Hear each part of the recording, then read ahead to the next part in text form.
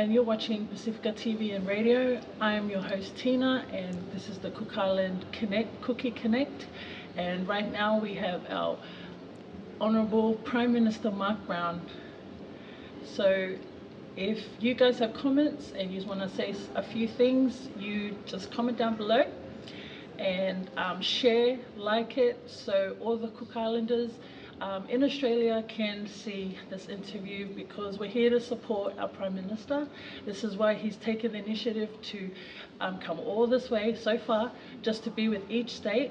So Prime Minister Mark Brown, thank you so much for this time. Sure. Thank you for coming to Australia and visiting us to show us your presentation with your SMBA, is it? Authority team. I have a few questions if you don't mind. Sure. Kia ora Tina, and kia ora to your viewers out there, all of our people. Thank you.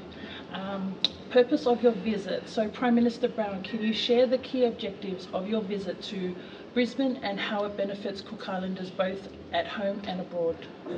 Okay, we're on a journey of discovery as a country in learning and understanding about our deep ocean and our mineral resources in our ocean.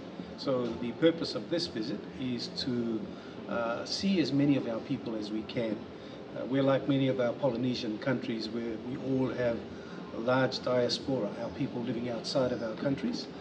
So for us, we've been on a journey through all of our islands in the Cook Islands, explaining what we are doing in terms of our seabed minerals journey. We've been to New Zealand last year, through all the cities of New Zealand, again talking to all of our Cook Islands people there. And this year we're here in Australia because now we have a significant population of Cook Islands people that live in all the main centres and also the outlying centres of Australia, to share the understanding and the awareness of what we're doing back home. So for strengthening Cook Islanders abroad, how do you see the role of Cook Islanders living in Australia in supporting our homeland's growth and culture? What would you like to say to them?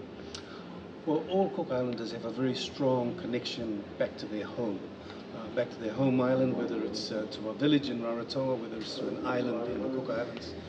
And we see that connection every time there's an event, whether it's a cultural event. We see the strength of our Cook Islands culture here in Australia and also in New Zealand. Whether it's a church event, whether it's a fundraising event, our people here really always show up and always do their bit to contribute. So it's important for us also then to share to our people that's here what we are doing. And maybe there's opportunity for our people, particularly in Australia, where Australia is a country that has big mineral industries, and there may be some of our people that are involved in working in the mines and minerals industries that may want to use this talent, this knowledge that they have. And if we do move ahead with our seabed minerals industry, there may be areas there that they feel they can contribute to. Awesome. With youth leadership and empowerment, as a leader, what advice would you give to our young Cook Islanders seeking to build their careers while staying connected to their heritage? I think one of the most important things you mentioned is staying connected to your people and your heritage. Having a really good understanding of your identity as a Pacific person, as a Cook Islander, that is so important, so that you can link yourself directly with your communities back home, but also link yourself with your island communities that are established here in Australia and New Zealand. You know, every town we've been to in New Zealand, Australia, there is a Cook Islands community, whether it's a Maniki community, whether it's an Aitutaki community, that are established in these towns and cities. So for a young person looking at a leadership role, involvement in our communities is critical, right across the whole spectrum, whether it's in the area of culture, whether it's in the area of church, whether it's in the area of leadership within the communities that we have here. It's so important to stay in touch with our people.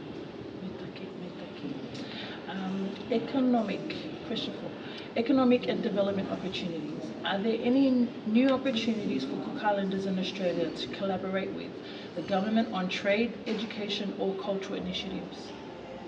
Absolutely. You know, we're a country that has changed in the 60 years. This year is our 60th anniversary of our self-governance. Since 1965, we've moved from a country that was agricultural based, with agriculture exports as our main earnings, to a country where we opened our international airport in 1974 that is now a tourism-based economy, earning its income from tourism. Now we're moving to the next level, which is a knowledge-based economy. And this is where knowledge, technology converge to look at opportunities that may be there, that may present themselves for our people. It's the ability to contribute while you're still living overseas to something that may be happening in the Cook Islands is becoming more and more relevant and more easier now. But definitely there is great opportunities for our people to be able to contribute to the economy that we have. And it's really about empowering yourself as a young person. If you want to be involved in an industry or a sector across whatever board, whatever part, it's important that you empower yourself, that you educate yourself, that you take the opportunities that are there to get qualifications to be able to play a role in this growing knowledge-based economy that we are developing now. Yes, awesome. So challenges, that could be a big one, and growth for the Cook Islands.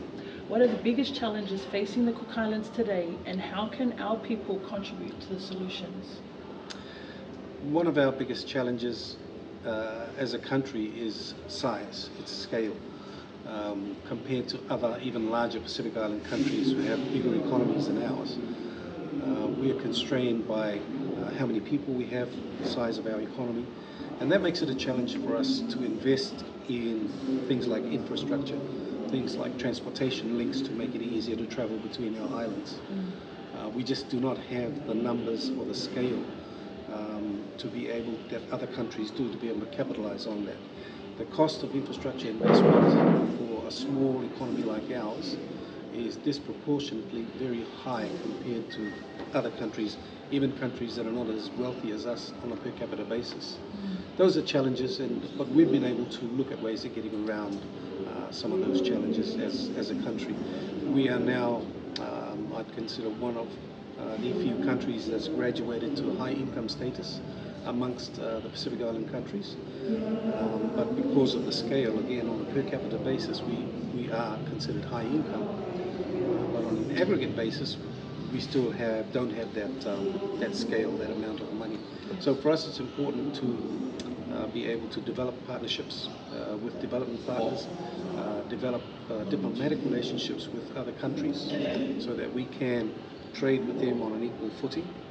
One of the things that our graduation has done when we graduated to high income status is that access to aid funding and concessional financing was removed. So for a country like us, we have to find other ways to try and develop our economy. Yes. And partnerships with development partners, both traditional partners like New Zealand and Australia, but also new and emerging partners that we've signed up with, like the US, like Korea, like Japan, like China, like India, and others, who are all playing a role in the Pacific. So for us, it's important that we are able to stand on our own 2 feet, that we do have a strong voice to project our development priorities, and that when we do talk to our development partners, they will support us in what our priorities are, not what their priorities are. Yes, awesome. And future vision for the Cook Islands. Where do you see our nation in the next 5 years, and how can Cook Islanders worldwide be part of the journey? I think for ourselves, this year we celebrate 60 years. The theme of this year's celebration of 60 years, I know who I am, I have a homeland. And that's, I think, one thing that we really wanted to point out. Like I said, we're a Pacific country that has a significant diaspora, like many other Polynesian countries. We come from a people that discovered the islands that we're on 1,000 years ago. We developed the ability to be able to sail into the wind hundreds of years before Europeans did.